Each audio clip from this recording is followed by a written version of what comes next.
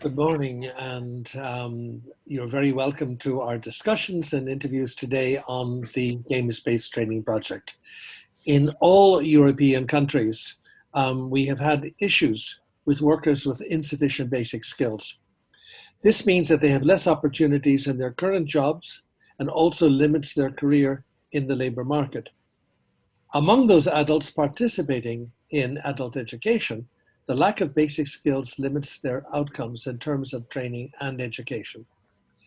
So this project was conceived with the need identified to address two major challenges. One is the difficulty faced by lower skilled people in using traditional adult education. And second is training, where students work independently with text and assignments. For many in this target group, there are reservations around their education, around their personal motivation, and their ability to attend education, leading to questions of failure. The project, therefore, is going to focus on the use of games, intelligently and creatively, to produce two intellectual outputs: a guidebook for teaching with serious games, and an open training course on teaching. Today, we're going to talk to our partners in London, in CityLit, about their experiences so far with this project and with the issues that have come up. So I'd like to start first with Ian. Ian, can you give us a brief introduction to your organization and the target groups you have worked with? Yeah, so we're from CityLit, which is a London-based adult education centre. Has about 60,000 enrolments each year, 30,000 students.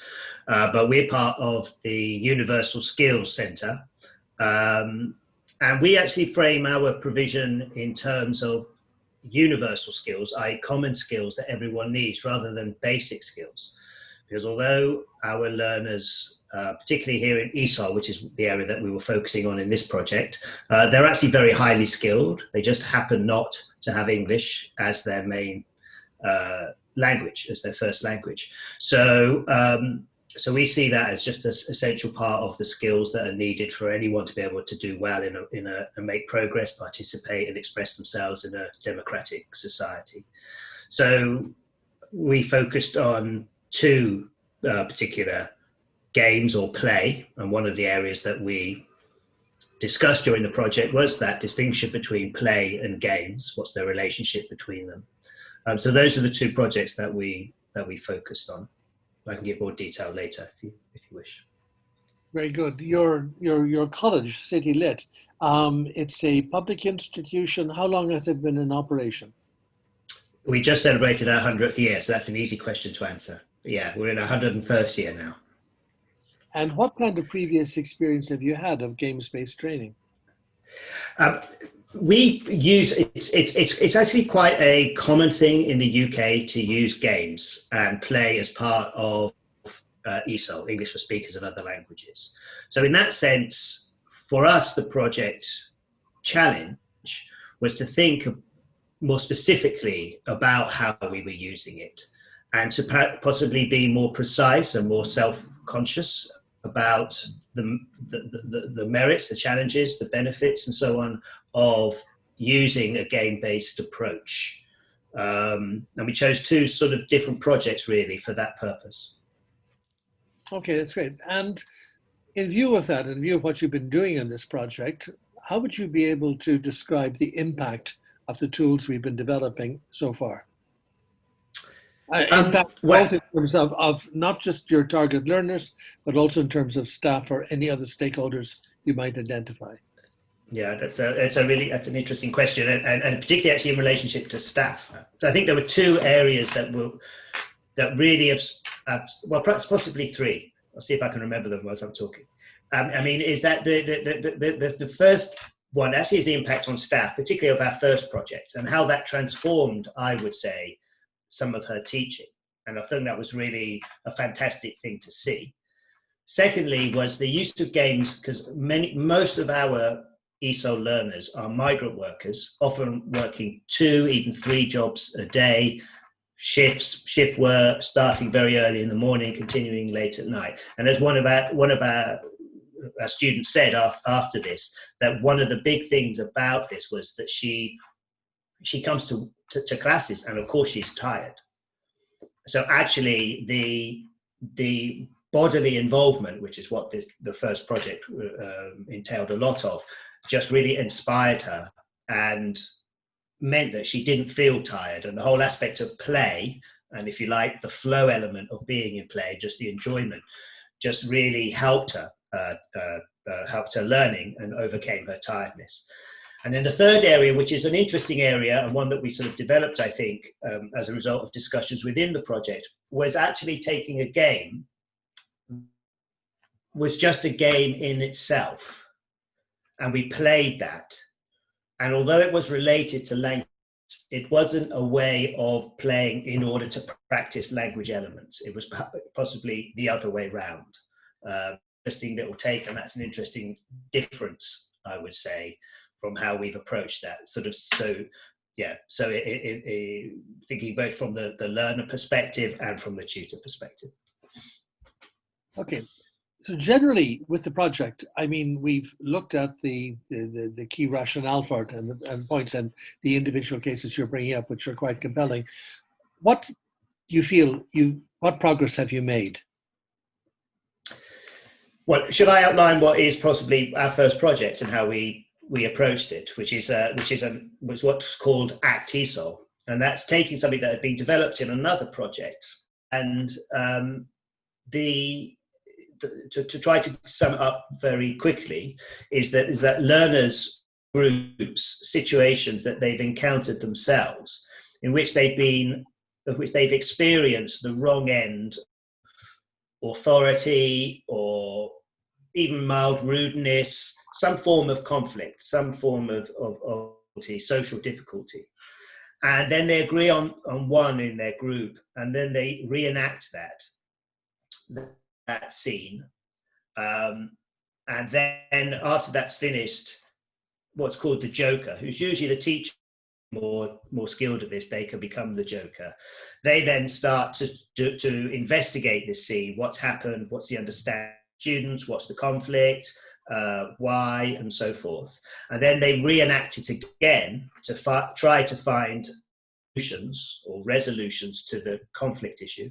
And those who were previously participants can then, audience members, if you like, viewers, can come in and become participants and try to find a different way of resolving it.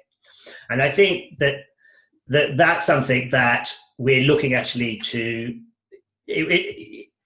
our feedback from our learners and from the tutor, but I mean, particularly from the learners, was they were just full of enthusiasm. And you can see that we videoed, various examples of the play, of this play. And the motivation of the learners was just so apparent.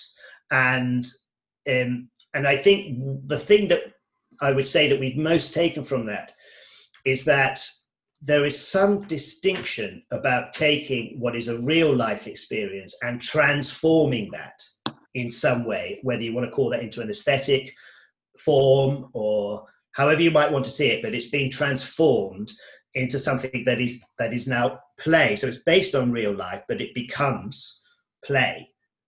And there just seems to be a distinction between that and the more traditional role playing. And I think that's something that we're really going to take forward. And it's just interesting. And I don't think we know why that's so distinct from a set role play. Yeah, I think it's a very good overview. And finally, just in terms of summing up on this part of it, do you feel generally through the project there has been an increased awareness around games and what they can do in enhancing learning? Yeah, we're still developing that, I would say, and as that's still part of our dissemination process. We link it very much to task-based learning, which is the key focus of our pedagogy at CityLit inside Universal Skills. So actually it's looking at that and then possibly taking it further into the gamification of the classroom itself and what that means. So that's really particularly where I would like to see us take our learning experience for, the direction I'd like us to go in. Okay, this is fine for the project. Now, finally, just in summing up, I mean, the questions I'd like to focus on now. What added value has Erasmus Plus brought to the work you've been doing and the work that you would like to do? I would say, and maybe I don't know if Karin will agree with my colleague here, but I think one of the things that's just been such a good thing for me, and I think for the rest of us who have participated in the project, is just working with other schools, colleagues from other countries, visiting their places, seeing what they're doing, and being part of that wider discussion about whether we want to call it basic skills, universal skills, the key skills that all of us as citizens need and need to develop. And we've got lots in common. We speak similar languages, pedagogical languages, but actually we also have differences within that. And I think investigating that and experiencing that and just seeing it in action has been really a really positive, really uplifting and experience, and one that I would personally wish to continue in one form or another. If I can add to that, definitely agree with Ian. Seeing other colleges' approaches, what they're doing, how they're approaching their delivery has been brilliant. And I think also for us, for the teachers, it's given them time to try something new. The way CityLit operates, most of our teachers are paid hourly to deliver their sessions, which means that any kind of innovation is done at their own time. And being part of this project has given them more space and more time to explore and to experiment. And I think that's been really, really beneficial. And I think going forward, you know, the lessons learned in this project will be able to disseminate within the college and beyond, and then hopefully inspire other teachers to try new approaches. But I think having that extra time to reflect, to experiment has been amazing. Okay, I think both of you have made some very, very compelling points and given a very good overview. The final thing is you've highlighted the value of transnational engagement. To what extent do you hope to continue that in this project and indeed beyond this project?